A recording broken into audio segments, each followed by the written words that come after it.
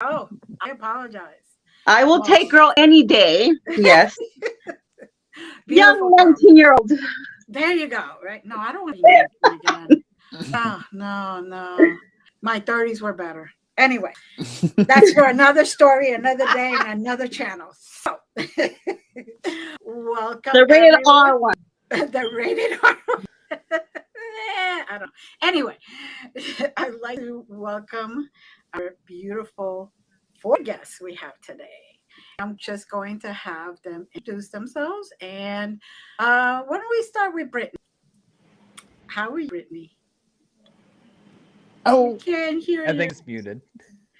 Did you mute yourself? Oh no. We checked everything but the audio, right? All right. That's how it's gonna go. Blake, go for it. Okay, my name is Blake Smith. I am one of the co-founders and lead investigator for Everything Vaguely Paranormal. We are a group based out of Texas, and along with me are the two. Oh, it's that way. Sorry, those two over there. Also, we're co-founders with me, and so we're just excited to be here, and I'm excited to talk to y'all. Thank you. And my name is Shelly Pruitt. I'm one of the co-founders of Everything Vaguely Paranormal and the lead investigator. Probably the loudest chick you will have on your podcast ever. My apologies in advance. Love to go set and do that kind of thing.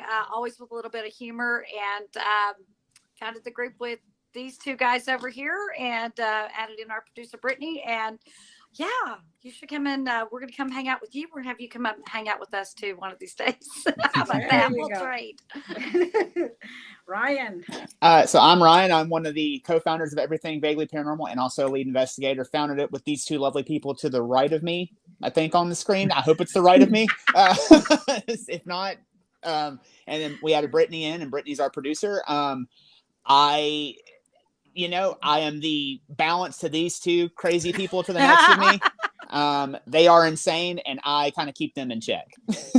You're the one with no fun. Yeah, He's the one with absolutely no fun, right? No, I'm fun, but I have to it's like wrangling cats sometimes. You got to get these 2 to do some stuff. A Gemini? I can't see why you need to ring in a Gemini. Or a Leo. Or a Leo. Really? Come on. Well, Ryan, before Brittany came in, Ryan was having to try to keep tabs on both of us in the dark. Now he has help. So, Brittany, are you back with us? Can we hear you? No. Still can't. Oh my God. She said she's going to jump out, jump back in. I bet. Jump back in. We'll keep going. We've learned she's the trapped sign in language by this point. Yeah, she's like, No. That is Brittany. She is our mime of the group. She's fantastic at what she does. We keep her around for entertainment. She's telepathically communicating with us. I don't have to remember, guys. She does this telepathically. We heard every word she said. You guys will catch on in a minute. Don't worry. I heard it. Yes. SOS sound from Brittany. Let's try again, Brittany. Nope. Oh no, still nothing. Poor Brittany. Oh. Just go like this. Just go like this. No. No. Are you sure you? I don't know why. Do we? Brittany, tell us about you. Hello, everyone. My name is Brittany. I am producer for Everything Vaguely Paranormal. I was brought on to the team about 7 months ago, and it has been a wild ride with these 3. Always keeping me on my toes, but they're family. Good. Welcome. Yes, welcome, guys. Thank you for being here with us. Thanks for having us. Family, but family nonetheless. Dysfunction. Damn sure. So, let's see. Who wants to tell us about like one place in particular that you love the most, like you got the most out of? Ooh, how much time do you have? It's all going to be the same answer for us. Yeah. I think so. Well, Okay. if she's wanting to know the one that we got the most out of, I mean, that's multiple locations, honestly. We've gotten so much out of a lot over our adventures in the field, I guess you could say. You got time, baby. I was gonna say, I would say I think it's collectively for the group. We've talked about this quite a few times. Collectively for the group, our favorite location in Texas to investigate is Old Park Hotel. Old Park Hotel. We love Old Park Hotel. Yes. Yes. Absolutely. Every single time we go, it is consistent. It constantly delivers. It gives us great evidence. We have caught everything from things moving to full-bodied apparitions to people being scratched. We hold the record for the most scratches in an investigation. Not sure if that's good or bad, but we'll take it. I want the trophy. Yeah, award is an award, right? Yes, right. exactly.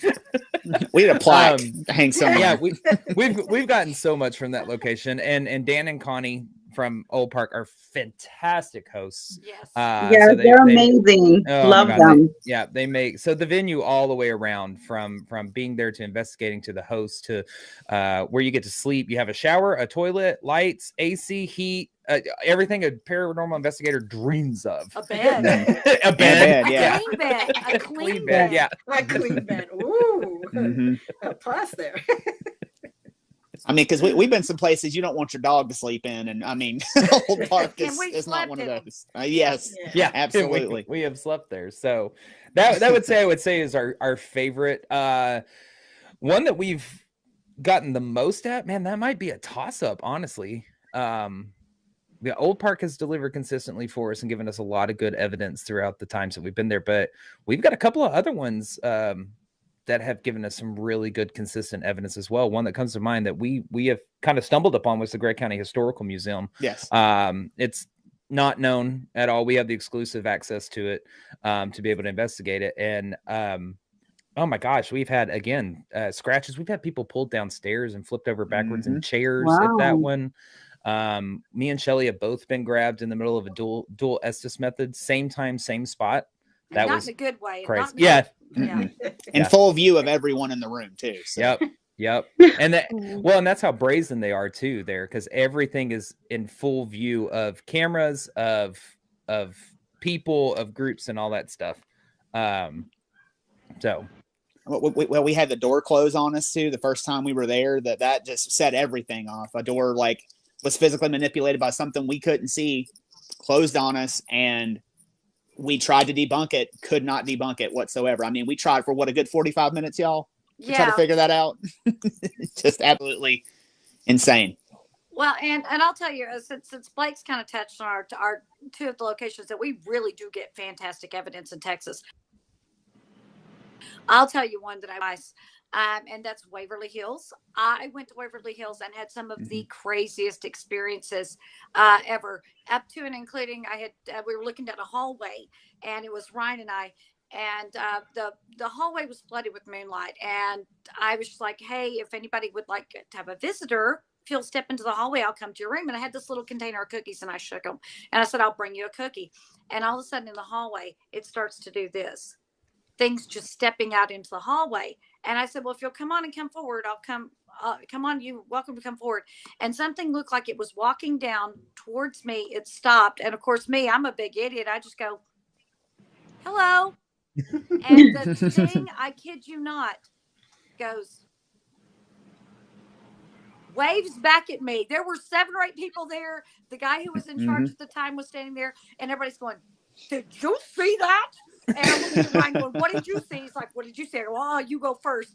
And finally, the guy who was kind of running the investigation, he says, that thing just waved at you. I said, I know, right? He just waved at us. So I'll tell you, that's probably my favorite so far out of state location that I've been to that I think just is fantastic. And nothing really mean, nasty, negative there. So go ahead. And I'll add on to what Shelly just said, because that's probably my favorite as well. And with that experience that she just talked about, I will say that whatever walked down that hallway towards us was so solid that if you've ever been to Waverly Hills, you know it's really long hallways. And they have the atrium where they used to roll the patients out onto so they could get the fresh air so they could help cure their tuberculosis. And so there's many doorways going all the way down that hallway. And the moonlight was coming through every single doorway. And this shadow figure was walking down the hallway towards us, and it was so solid that it broke the moonlight every time it passed one of those doors. So that blew all of our minds. And like like Shelly said, there's what, like 5, 6, 7 of us looking down the hallway, all seeing it at the same time, all looking at each other back and forth. Like, you see this, right? This ain't just me. An amazing, amazing collective experience. And nobody wanted to say what they saw. Cause we're like, I don't want to suggest that to you. You tell me first, you know?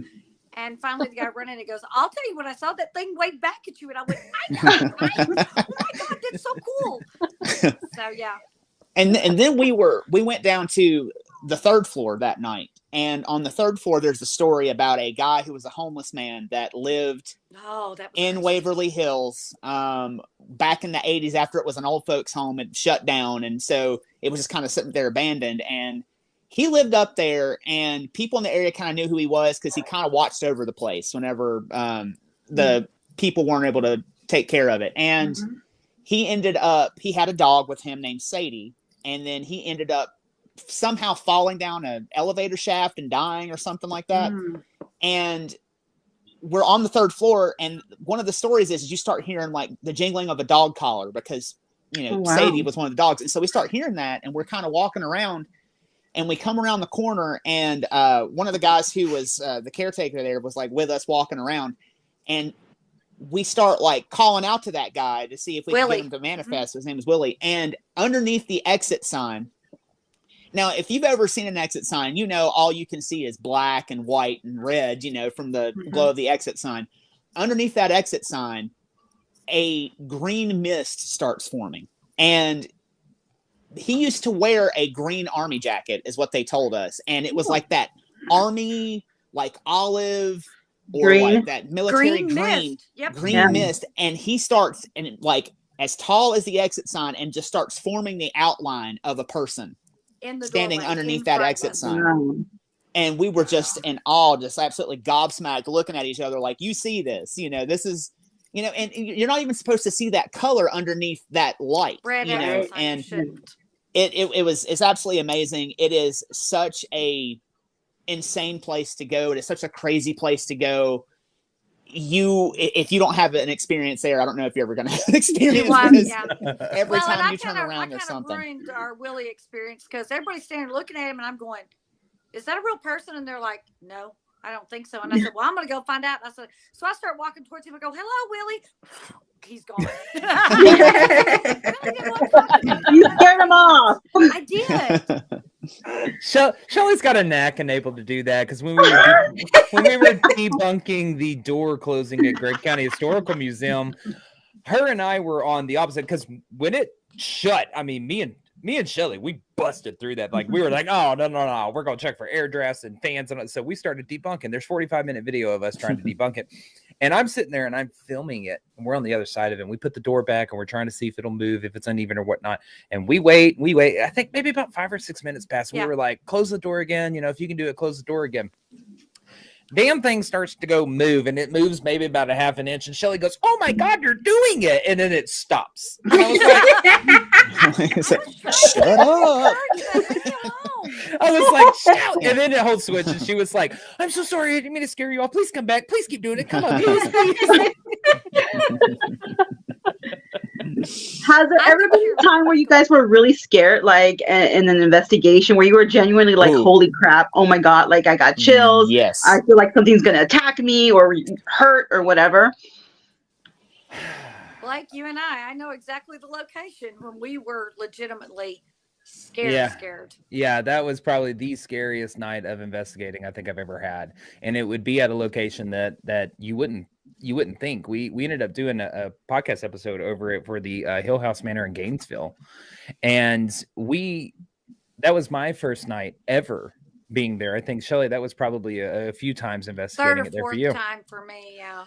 And we ended up going with another group. Well, we do the Estes method on our investigations. And so they had never seen it. So we were showing them how we do it and how we run it, all that stuff. And then this guy, biggest guy there, says, let me try. Let me do it. And we said, okay. So we ended up putting him in. And Shelly was leading. And we got things going. And he gave us 2 answers. And after 33 seconds, he said nothing else. And his head kind of went down like this. And he was silent for quite some time, but it was only maybe like a minute or two, but it felt like eternity. And Shelly goes over to like pull him out of this experiment, and he just kind of goes like just weeble wobbles. And of course I see it, and Shelly's like, pull him now, get him out of here, get it, you know. So we start pulling him out of the experiment. We get everything off him. He has like, he's just glazed at this point. It takes me and Shelly plus 2 other guys to get him up out of the chair, walk He's him, wrapping his legs around it to stay in the chair. He doesn't want to leave. and we walk him through that room and into the living room, going out the front door. And he puts one hand on one side of the door frame, one hand on the other, and he starts to push back like this. He's fighting us. And we are all pushing on his back, and we cannot get him to go through. We finally get his hand off on the right-hand side, sling him through sideways. As he's going through the door frame, he reaches across the foyer, grabs onto the other door frame, and he is holding that thing so tight, about a 1/4 of an inch trim. That's the door stop. He's holding it so tight. His fingers actually go up underneath it, and he pulls it sideways with the nails and pulls it back and pulls it off the door frame. So we're trying to shove him out the front door, like, get out of the location, get out. Something is seriously affecting him, and it is not good. It's taken, what, 8 people at this point? Well, at this point, yeah, we had 4 people on him, and at this point we had 4 other people on him, pulling him from the outside. We're pushing from the inside. He is not going. Finally, what happens is the 2 that were inside with us go underneath him and get in front of him to start pulling, and he starts trying to close the door with me and Shelly inside. And me and Shelly realized in that moment that out of everybody that was there, we were the only 2 that did not have a familial tie to him.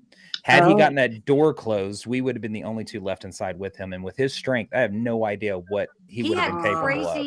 Crazy, nutty strength, scary strength. We finally got him over the threshold, and he collapsed on the front porch. Wow. And, like, came to like 10 seconds later and was like, why am I on the porch? He's like, how did I get on the porch? Why am I on the ground? Like, he had no recollection of it whatsoever. And me and Shelly the whole time, we're like, this is our first time with these people. We don't know how to fix this person. We don't know what to do. But we get him up, get him off the property. And me and Shelly are like running for her car, like for like, I don't know, sage crystals. Like, you know, what can we do? You know, what can we do? I'm gonna get it all. Yeah, she's like, get all of it.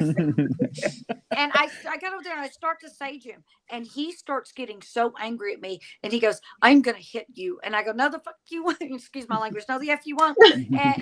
And I keep saging him. I put sage around him and burn a whole stick of sage on him. And finally, it took over an hour for us to get him back where he even remotely felt like himself. And we told him, we're like, I really don't think you should go back in there. He waited another 30 minutes. He went in, he laid down the couch. He was asleep the rest of the night, did not move. Didn't do anything. We think he got jumped. Yeah, sounds like it. I was scared because I didn't know if I could fix him. And, you know, that was very scary. I had an interaction with that group one time prior, and but I had never had to fix anybody. That was, you know, I didn't know if I could. I was very seriously doubting I could, but we kept hell, Satan be gone. Satan be gone. We were trying everything, just trying everything. Right.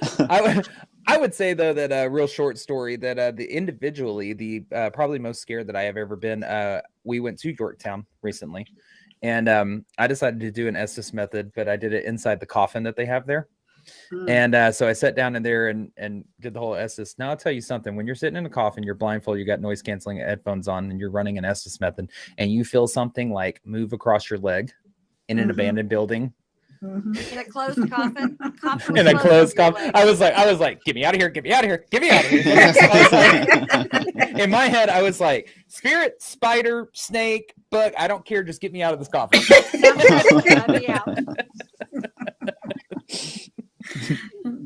Okay. Yeah. Now, go ahead, Glenda. My experience is that some groups actually protect themselves before they walk in, and some groups don't. And I have found that a lot of the times that kind of experience where there's a jump in is because they did nothing prior to going. I don't care if it's like, hey, protect me before I walk in. Yeah, just something, you know. And yeah, it's like, I'm sorry. Hey, protect me, okay? You got me. I got you. Yeah. Well, you know, I don't have to do that much anymore because It sounds very mafia. How you doing? Yeah. You How got you me? doing? Okay. I love that. You protect me, I protect you. You know. I have this thing that as long as I set the intention, I'm good. And I, whether I say protect me or I'm going in here, you want me to go in there, you better have my back, that kind of thing. But it's something, even carry something, a stone, an amulet, something. I have mine. I wear mine all the time. Yeah. And I agree with you completely because like people always ask me all the time. They're like, you're not scared doing that sort of thing. Like, do you do anything to protect yourself? Do you do any sort of, what do you do? And I always tell them, you're setting the intention no matter what it is. Like whatever works for you, as far as like if you're a Christian, if you're whatever, if you're a Wiccan, whatever you are, like whatever works for you is what you need to do to protect yourself. So. Yeah. As long as you're setting that intention, like, hey, nothing's going to bother me. I'm going to have a safe night. This is going to be good. I think in that instance, me and Shelly were talking about that group was slightly green at the time.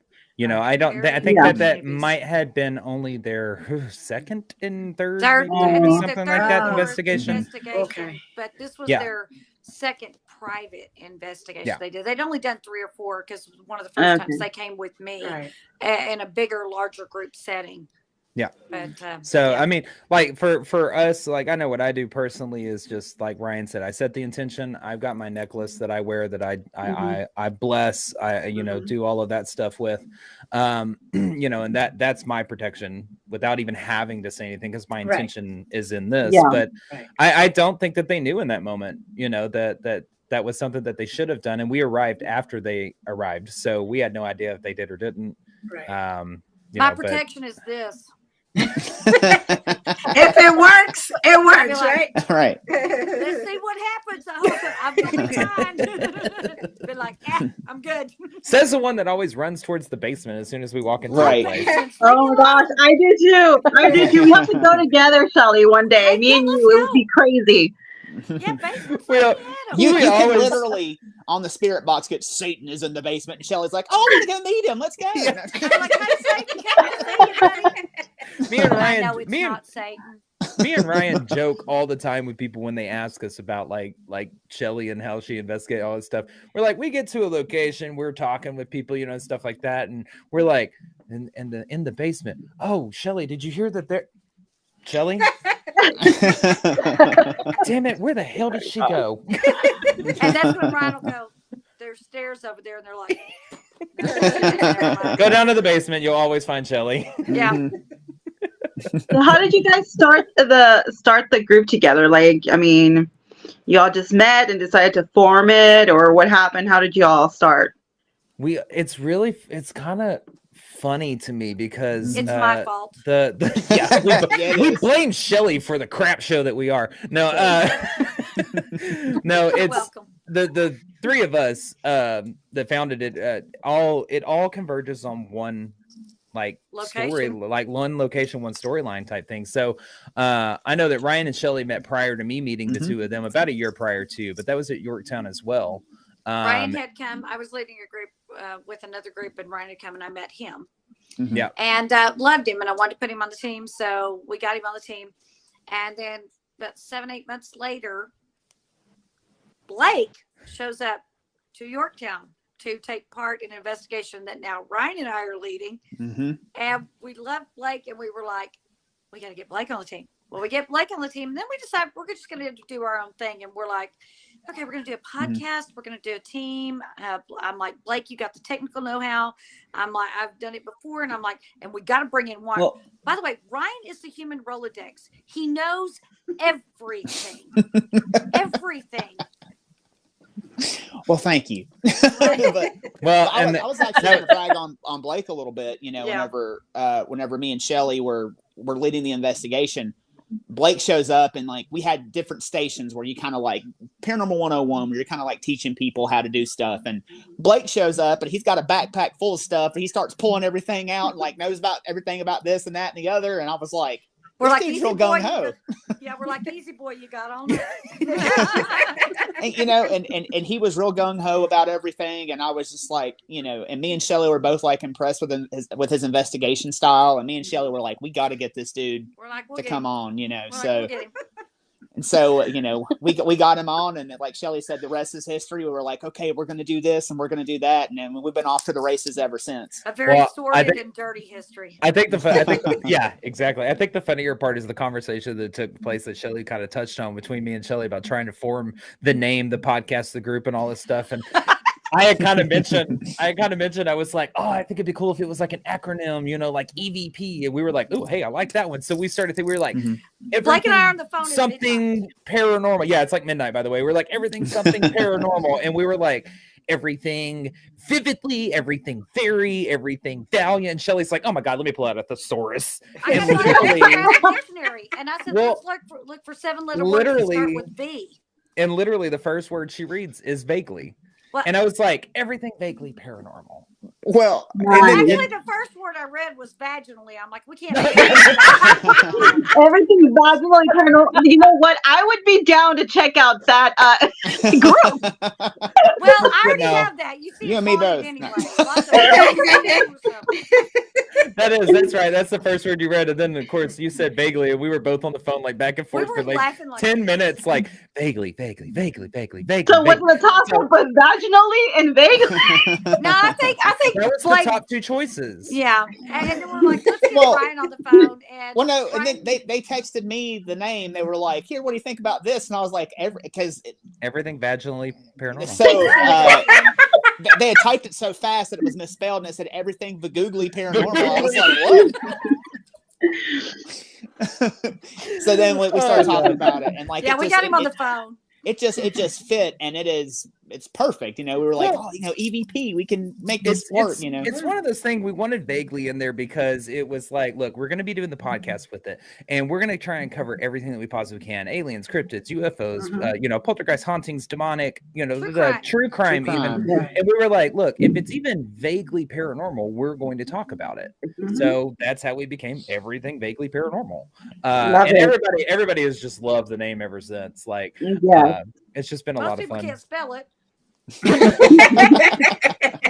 Well, I ordered a banner for Paracon one time, and when it came in, I showed it. I think it was just Shelly or Ryan, and they go, everything vagoogly, and I was like, we're like, send it back. They can't spell either. I was like freaking out, and I was like, oh, you're a few choice words.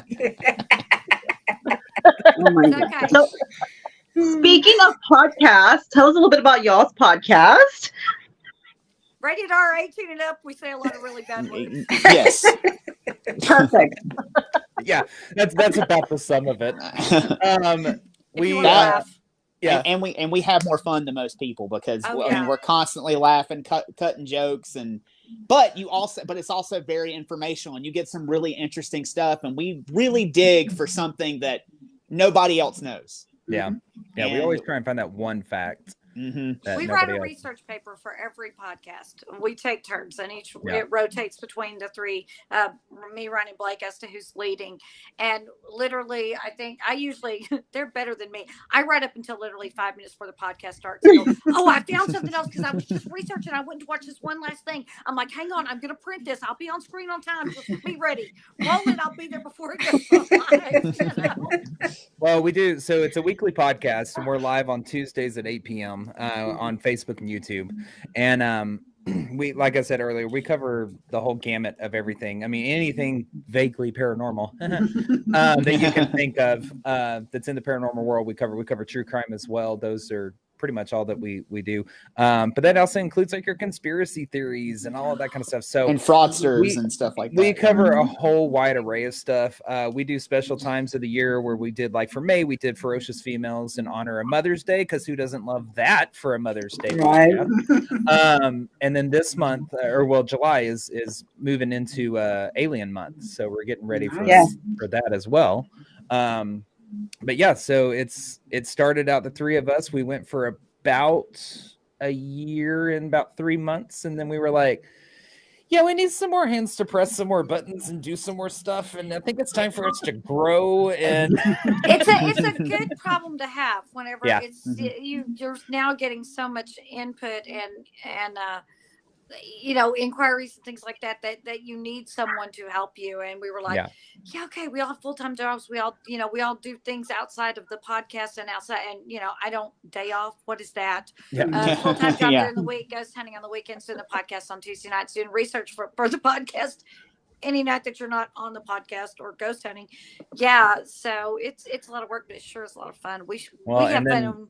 Absolutely. I'm gonna say about 7 months ago, Brittani came on an investigation and showed some interest in what we were doing and was willing to learn, did a really daggum good job the first time around, and just basically kind of mentioned it. She walked into our path at the right time, because we were just like, we need some help. And she's like, if you ever need any help, and so we were like, you don't say. we got together real quick, and I was like, hey, about Brittani that came to the investigation, what do y'all think? Should we add her? Yeah, let's add her. And thus Brittani was joined. Blake already knew me. Blake had actually sold me this house that I live in, which it came with a haunted garage, which is always fun. Keeps it exciting. Yeah, so and I've been coming to investigations with the team for about 6-7 months before I even joined. Yeah, like close to like that. Close to something like that. Yeah. So and it just kind of worked out. It just I filled a niche that was needed at the time, and we've only gotten bigger since, which is great. And you all complement each other really well. And I really enjoy the podcast. I do drop by once in a while to say hi and watch you guys. It's a great podcast. I'm sorry. And we appreciate it. Well, adding Brittani to the mix and to the team was like, it gave Ryan a little bit of a break of relief, if you will, I guess. I don't know. Because now when Shelly's running down to the basement with not tell anybody, he can go chase her. And then when I'm running down the hallway, Brittani can come chase me. And Ryan doesn't have to split in two. Where are you going? You got the best. You got the best of both worlds. You got the responsible earth signs, Brittani. And then you got the crazy fire and air sign. So air feeds fire. That's right. 2 cats. You each get like a keeper. You each get a keeper. No, that's exactly it. And that's what we always said, that Ryan was the center point of mine and Shelly's teeter-totter. And he was the fulcrum right there in the middle that kept us balanced. So we about had wore him out, and we were about to break, and Brittani came on and just reinforced that a little bit more. On the other side of it. So we have our 2 calms, and then we have our 2 chaotics. And now you guys also have done documentaries. You want to tell us about them? One of them being Oldie Park, which we love, and the other one, New York. What was it? Yorktown. Yeah. Sure have. No. So Blake, so you want to start on how we got in contact and all that? Oh, thanks for electing me as a spokesperson for EVP. Yeah, we'll let you just kidding. You need a break. So we got teamed up with this documentarian from ScareNetwork.tv, and he was in the middle of doing the Yorktown documentary, and we just happened to cross paths at the right time, and told him that, like, hey, between our group, like, we've investigated that location probably close to, if not 30 plus times at this point. And I said, we've got evidence and we've got stories, and he was like, oh my God, I got to talk to y'all, and so we jumped on basically what we're doing here, a call with him on Zoom, and ended up having a really good conversation with him, sent him a lot of our evidence and everything that's featured in that documentary. It's a really well done documentary. It definitely tells the story of Yorktown. It shows some like in action shots of them investigating, because we weren't a part of the actual investigation. That would have been Eric Connor and Sean Austin. Yeah, they were in that. So we kind of threw in our evidence and stories on top of that. So it really gives you the history, the kind of lore, the legend of Yorktown, lets you understand what kind of location it is, and what is there and what we believe to be there. And then we also had Old Park, which we just got through doing not too long ago. It released in March of this year on scarenetwork.tv. And that one, man, that one was such a good documentary. Phenomenal done. And what's funny is that night that we were investigating with him for the documentary, that wasn't even the most active night. Because we did 2 nights. It was the second night. We kept saying, you should really stay for the second night. You never know what you're going to get. Yeah, we're going to have other people in here, but you should stay. And he was like, oh, I've got to get home. I think I've got everything I need. Oh, we told him. He was like, I should have stayed. We're like, damn right, you should have stayed. Yeah. He knows now. Because that second night that we were there was the night that we got the most scratches in an investigation in Old Park. So you should have stayed. He knows better now. Yeah. What's some of the best evidence you've gotten at Oldie Park? I'm gonna let Shelly tell her story. Besides the scratches, I'm gonna let Shelly tell her story. Probably the most irrefutable piece of evidence I think I've ever laid my eyes on. Absolutely. So, probably my third time at Old Park. We had a group, and a lot of the group had gone to bed. There were only like 6 people, and then me and another investigator. And a lot of the group had gone to bed. And I'm like, you know what? I'm gonna go upstairs. Go upstairs and walk around by myself. And she goes, well, never go anywhere by yourself. I'm like, fine. So I go down this hallway, and I'm calling for Deacon. Deacon's the spirit there. Deacon likes me. He's probably the most well-known spirit there, and I like him right back. I like him. So he likes blondes. I know he does. He's opened the door on me while I was changing clothes before. That was a lot of fun. Oh yeah, he naughty. But I was up in this hallway, and I'm just like, hey, Deacon, come on out. I'm like, Deacon, not going to leave till I get a picture of you. I'm like, come on out, Deacon, come on out. Now, the person who came upstairs with me, she is at the far end of the hall back behind me. I am facing down where the chair room is. She is all the way up by where the bathroom and the rooms that people stay in are. And I'm like, come on, Deacon. I took a series of 22 pictures. And on the 19th picture, I see something come up in my face and go away just that fast. I see this with my own eyes. And as soon as I see it, I'm kind of startled a little bit. And I hear her yell from the end hall, what the F was that? I go, I don't know. Let me keep taking pictures. I took, 3 or 4 more pictures. And then I decided I was going to review my evidence. So I start looking through it. And holy cow, in picture number 19, there is a full body apparition. And he's holding a pistol. But on the wall, there is a second apparition. And he's holding a rifle. And as I'm looking at it, I go, holy crap, I am in the middle of a gunfight. And this, it's been featured on Fright Club with Ghost Brothers and Jack Osborne. I sent that to the producer, and he said, send me all the pictures. He went through every single picture, and he looked at it, and he says, I've had everybody look at it, so I cannot debunk this. And I'm like, that's because it really happened, y'all. Yeah, that's probably my favorite. I'm very fond of him. I call my picture the gunslinger. I love him very much. Probably my favorite picture I've ever captured ever. And I've gotten other full body apparitions. Something about getting old sexy Deacon on camera. Ooh, and it really, like, if you look at it, and it's, you can go, I think it's both on our Instagram and our Facebook, that if you go kind of scroll through our photos and stuff, you'll find it. It's on the Old Park episode of the podcast. Yep, that as well, which we've done multiple episodes over. And in the documentary. Yeah. So if it's if you're able to find it, you can see it. If you look at this photo and you still have questions if there's something on the other side after that, then I can't help you. I mean, it is that, like, prominent in this photo. It is an amazing capture. There's absolutely no doubt what you're looking at.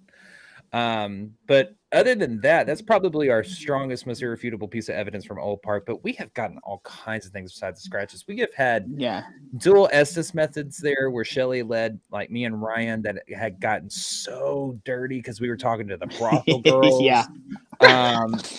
Things that I'm not going to read on y'all's podcast, but that was a fun one. I bet. We were also talking to. I believe I told someone to ingest an appendage. That's a great you told me PG way. Yeah, PG way to put it, Ryan. Good job. Yeah. He actually nosh on an appendage. Yeah. Nosh on an appendage. Yeah. I wasn't feeling appendage in the moment, but I will. Well, it was one of those investigations that we were also talking through a spirit box. I think it's actually after one of those Estes methods, we had the spirit box running, and Shelly's like, she was still in her costume. She's like, I'm going to go change clothes real quick, because we dress up at Old Park because we think it kind of gets them riled up, wear our old Western wear type stuff. And we really have had some of the best evidence in doing that. And I mean, so Shelly goes up to change, and the spirit box is just roll it. And then when she leaves the room, it goes completely quiet. And she had just said before she left, she's like, now, Deacon, you stay down here. You don't follow me. And so when it went quiet, she was already upstairs. I was like, what happened? Where'd you go? Deacon, where are you at? And he comes through and he goes, upstairs. Stalker weirdo. Go and I said, you leave her alone. Get your little pervert. He wanted to sneak a peek at He's dirty. Well, he did get a peek. He walked in the dadgum room. I hope he got you a tip at least, Shelly. I know. And that was funny because me and Blake were going downstairs, and whenever Shelly was in the room changing, I hear like the latch on the lock popped, and I think Shelly's about to stick her head out and say something to us before we're going down the stairs. So I turn around and start walking back towards the room, and she sticks her out. She goes, "Don't come in here, I'm naked."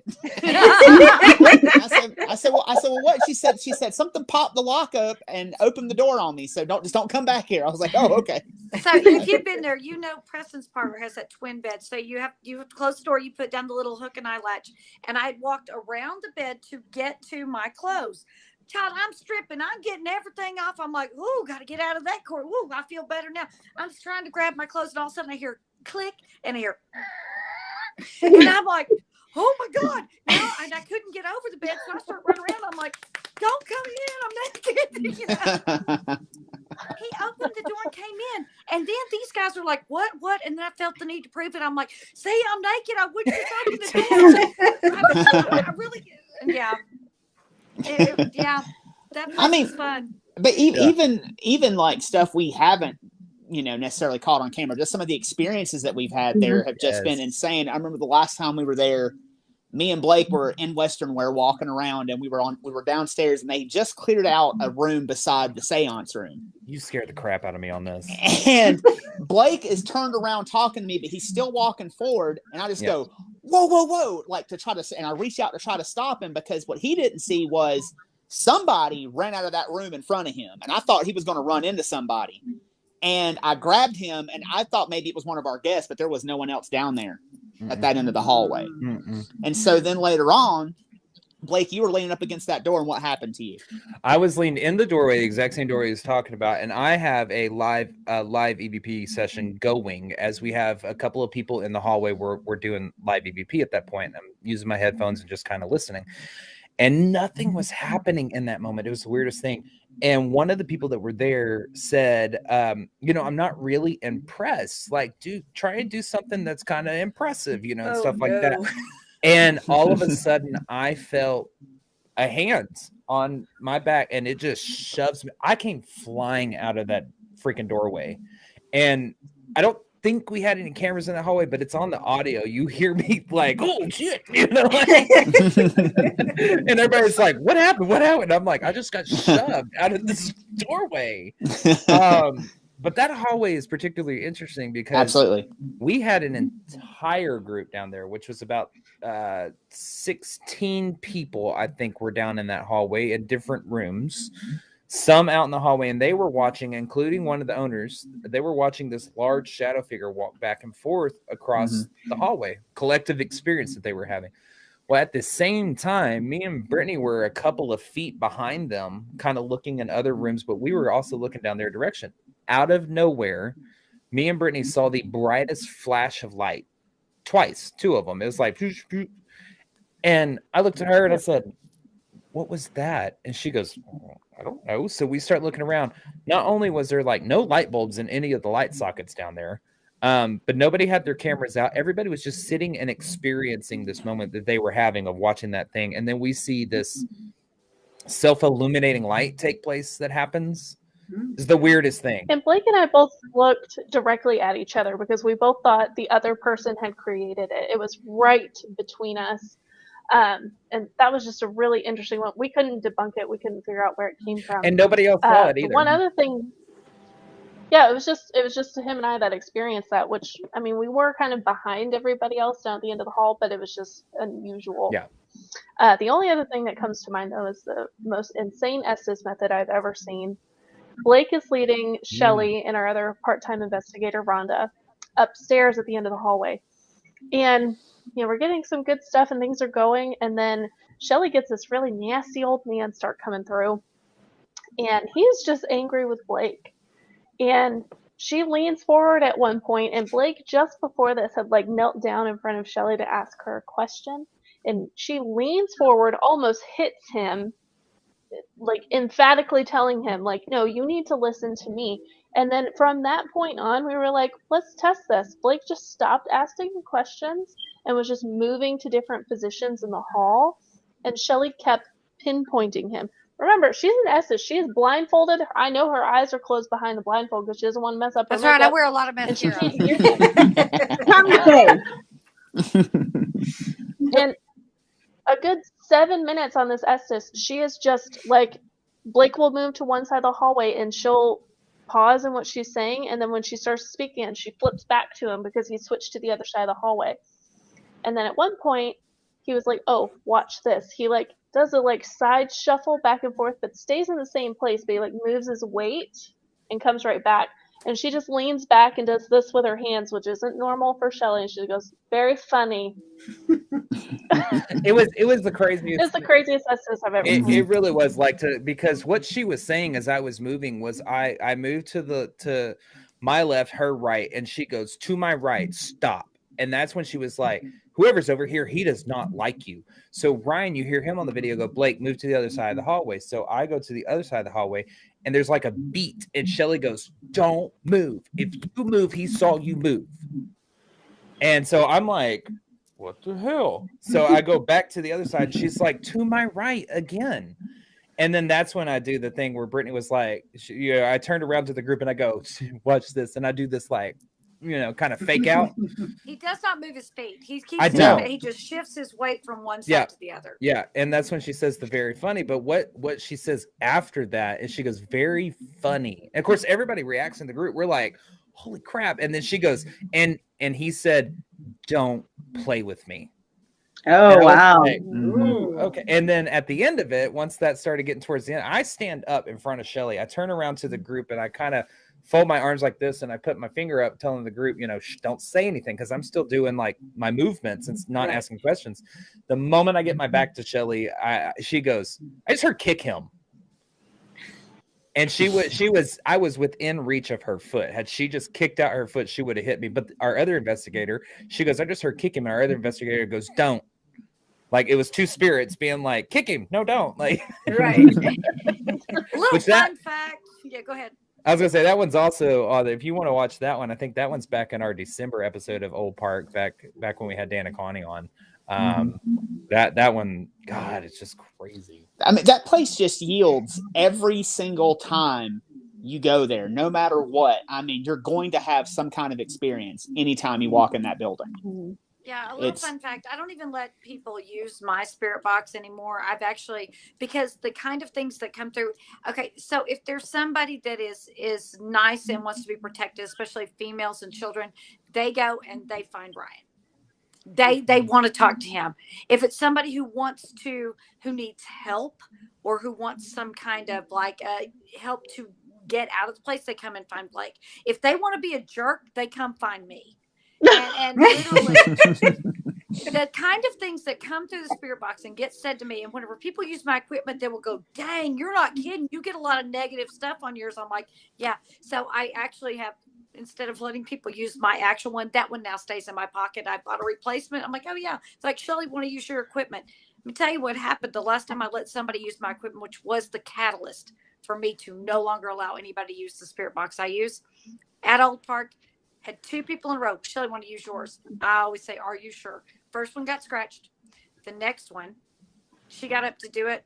She is not even in for, what was it? Not even 2 minutes? A minute and 45 seconds. No, not even that. She's just over a minute, because the video is a minute and a half long, and it took about 10, 15 seconds of and she goes, I want you to lead it, which I'm always like, are you sure? You want me to lead and use my equipment? You know what I get? And she goes, yeah. and literally opened up the circle. All of a sudden you see her jump. She's doing this and we pull her. But the funny part is that we never heard it in the moment. We go back and listen to this audio. We hear and it's loud. We did not hear it in the moment. And we pull everything off of her. And this is a girl who's not afraid of anything. She's already been scratched once in that building, and in a full view in front of guests, we pull everything off. We close the circle. We go to move her hair, and she literally has a handprint on the back of her neck, like somebody just slapped her. You can see the space between the fingers where it went across the back of her neck. Handprint. And I'm like, see, nobody gets to use my stuff no more. Well, and I had an interesting advantage of that because, like, Shelly was kind of in front of her leading this Estes method. I was back behind her to her right, and we also talked to a gentleman who was directly behind her. And Ryan, I think you were off to her left. I was filming. Yeah. No, you were filming. Never mind. You were filming in the doorway. I was to her left, I think. What I saw with my eyes as I'm just back there watching, like, I see her start to like react, but what I thought she was reacting to was her headphones sliding up because I saw them leaving her head. Oh.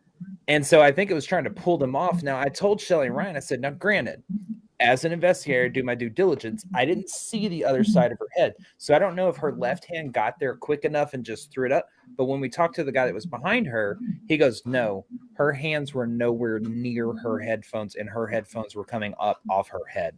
So she not only got slapped, but they were trying to pull the headphones off of her head. Wow. It's the wildest thing that I've seen. And then we heard the slap in the video, and we were like, holy how did we not get that in the moment? Yeah, we didn't hear it in the room. None of us heard it in the room, but you hear it on video. Yep. Yeah. Crazy. There's no doubt it's haunted because I've had my own experiences there, some crazy ones there the few times I went. And even when we were all there together, I can't remember which one of you, but one of y'all got scratched too. Y'all came downstairs. I can't remember which one it was. I'm sorry. And y'all showed me that. Was it you, Brittany that got scratched? Brittany got scratched on her ankle. It's always me. It always needs to be Brittany. It really does. Oh, you're a ghost bait, Brittany. They do. I'm like, that's why they like to scratch me there. I'm just like, I'm glad that she came into the group because it took the heat off of me. Out of the three of us on the bottom, I was always being the one that got physically touched and scratched. Well, and again, I'm glad that you came in because that took the heat off me. Now they just scream at me and call me bad names. So. It's an initiation process. That's all it is. Yeah, and I've only ever been scratched one time, and it was actually at Old Park where I got scratched. So I mean, yeah. I have been scratched. I have had my neck grabbed twice. Once in the confessional at Yorktown, once in the Psychomanium at Old Park. I have had I've been bit. I have been physically bit with a bite mark on my leg. At Yorktown. At Yorktown. Mm-hmm. I've been scratched. I can't tell you how many times. Yeah. Yet I keep going. You like it. And in my head, I'm like looking at my necklace, like, why aren't you working? We are gluttons for punishment. That's it. I've also been jumped too. So you have been jumped. That was not fun. Twice, actually. We call it, whenever something kind of takes over, we call it getting jumped because we think possession should take a little longer and last a little longer. So it's not getting possessed, it's getting jumped because it's temporary, right. So yeah, he's been jumped one time. Twice now, actually. And I could tell you, as I've done exorcisms, it takes a lot longer to get possessed. Mm-hmm. Yeah. Good. So that is what I call it too. Just perfect. Jump. Getting jumped. Yep. Yeah, getting jumped. It's just a temporary thing where they want to try coming into you, and your real self is saying, "Oh no, get out! I'm not ready to give this up yet." See, if they were ever jumping me, they'd be like, "Oh hell no, we don't want to be in her head." Everybody out. Listen, I have to tell the story because anybody we talk to, I have to tell the story. It's actually freaking funny, and it goes in with the scariest night that we were talking about earlier with the guy getting jumped at Hill House Manor. And after we got him all settled down, and cleansed and saged and all that kind of stuff, Shelly turns to me and she goes, "You ready to go back in and talk to these choice words?" And I said, "Yeah, sure." I wish I had been filming because I don't understand. It's the funniest yet most interesting thing to watch because you have this Shelly, what, 5'2"? Yeah, almost 5'2", almost. Tiny little woman, itty bitty little woman walking in there, and she's, you listen here, you mother, you want to pretend like you're the Prince of Darkness? I'll show you the Prince of Darkness. And I was like, like going, me and Glenda like to say we like to say tiny but mighty because we're also short. We're also tiny but mighty. It's the most like, I don't know, admiring thing to watch, like, and but it's also funny because out of the whole group, Shelly is the smallest and the most petite, and to see her like go after, because we have a rule: we will never, ever walk in there and just straight out provoke. Right? Never will do it. You be respectful of the spirits. You be respectful of the location. Exactly. You try and talk to them like you would a human, you know, or like a regular human, because that's what they are. regular human, a live human, whatever you want to call them. Us, you just have a normal conversation because that's what they had a body one time. They just don't anymore. But we will not back down. If you want to come at us first, then we are going to stand our ground. I'm going to fight back. Yeah. You're not gonna like a tiny vicious chihuahua. Well, I always tell her she's the meanest. Baby, every bit. So, well, Shelly's the meanest out of any of us. I said Shelly's the meanest out of any of us because she is the most tiniest. I said she's closest to hell, so that's why she's so mean. The way I like to say is like we like to compensate for our height, like men do with big trucks. Okay, like, let us. Oh, but if y'all ever can get on that investigation where Shelly has to go in there and like stand up either for the group or somebody or herself or something, it's the best thing ever. We actually it is caught in Scare Network TV part of it. The old part. Well, because we were standing in the kitchen because Shelly got scratched during that was one of the scratches we see that weekend. Never off camera. Was actually during the documentary filming, and she was never off camera. She always had her hands full, she had her hands full in the moment. She still got scratched across her neck like this.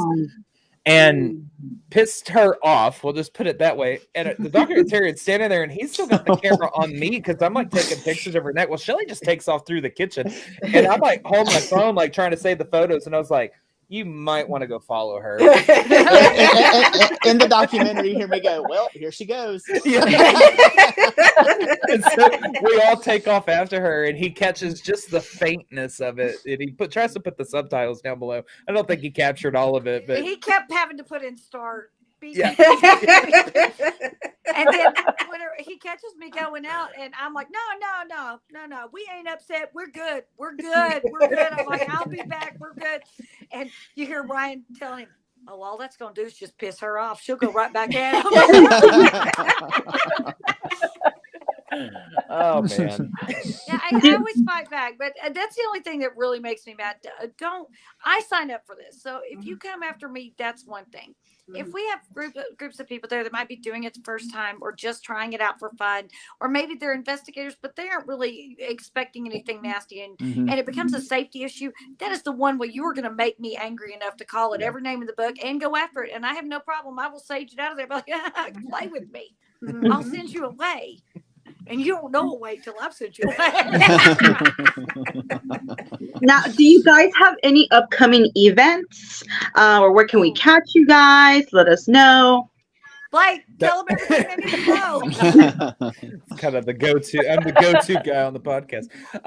So as for catching us, like we said, we are live every Tuesday night at 8 p.m. on Facebook and YouTube. We are Everything Vaguely Paranormal across the board. So you can check that out. We've also got a Linktree link that you can click on our profiles. It's going to take you to everything that we possibly have going on. We are getting ready to go speak at Metacon in Kansas City, Missouri. So we will be there doing our essentially the best of evidence captures, if you will. So we'll be doing that. We also do public investigations where we do allow the public to come in and investigate with us. That is on our Eventbrite page. All of that stuff is on our Linktree, so just go check that out. We've also got audio versions of the podcast if you like to listen to the audio versions, but I will tell you, if you watch the video, it's a little bit funnier because you get the facial expressions. Ryan and Shelly get into it, and I'm over there eating the popcorn and hot, and just I tell you, people tune in to see us argue with each other. They really do. They do.